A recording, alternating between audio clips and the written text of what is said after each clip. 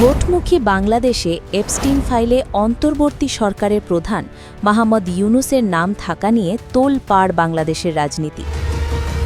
কুখ্যাত অপরাধী জেফ্রি এপস্টিনকে বিশ্বে কে না চেনেন, যিনি নিঃসংকোচে নিজের অপরাধের কথা বুক বাজিয়ে স্বীকার করতেন।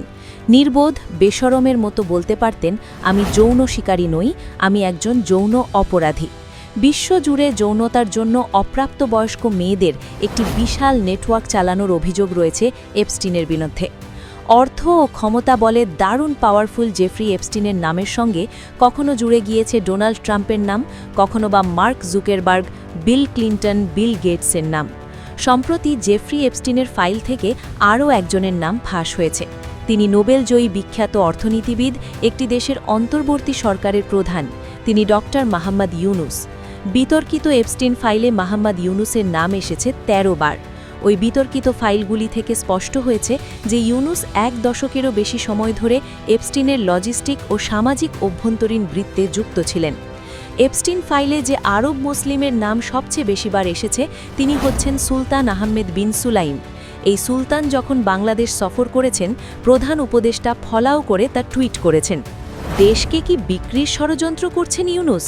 সম্প্রতি এমন কিছু তথ্য উঠে এসেছে যেখানে ইউনূসের দেশ বিক্রির ষড়যন্ত্র প্রকট হচ্ছে। এপস্টিনের ফাইলে পাওয়া গিয়েছে বাংলাদেশের এনজিও ব্র্যাকের নাম। ব্র্যাকের গুরু জর্জ সারোসের নাম ৪৫৮ বার উঠে এসেছে এপস্টিনের ফাইলে।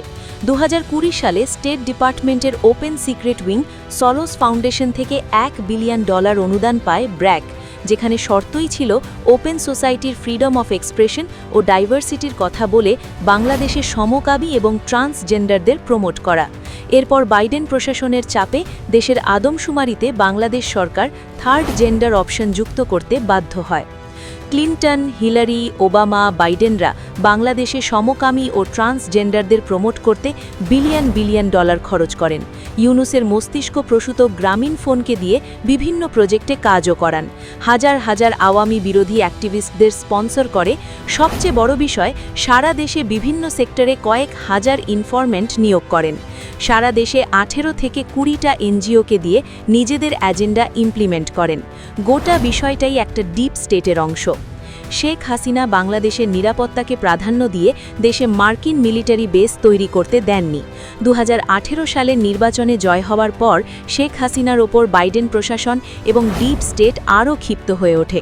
শেখ হাসিনার সরকারকে সরানোর জন্য তারা দেশের মিডিয়া, সংস্কৃতি কর্মী থেকে শুরু করে সমকামী আর ট্রান্সজেন্ডারদের কাজে লাগান। একটা সময় ছাত্র আন্দোলনের নেতাদেরও হাত করে ফেলেন।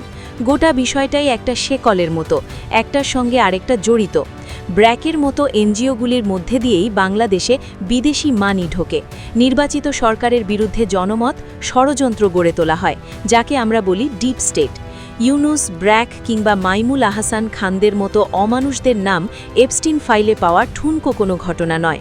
এরা আসলে আমেরিকার এজেন্ট, ডিপ স্টেটের অংশ। এসব এনজিও, গুপ্তচররা দেশের গুরুত্বপূর্ণ সকল ডেটা আমেরিকার হাতে অনেক আগেই পাচার করে দিয়েছে। এখন দেশ বিক্রি করার চক্রান্ত করছে। দেশের ভালো করার কথা বলে মোটা অঙ্কের ডলারের বিনিময়ে আমেরিকার স্বার্থে কাজ করছেন।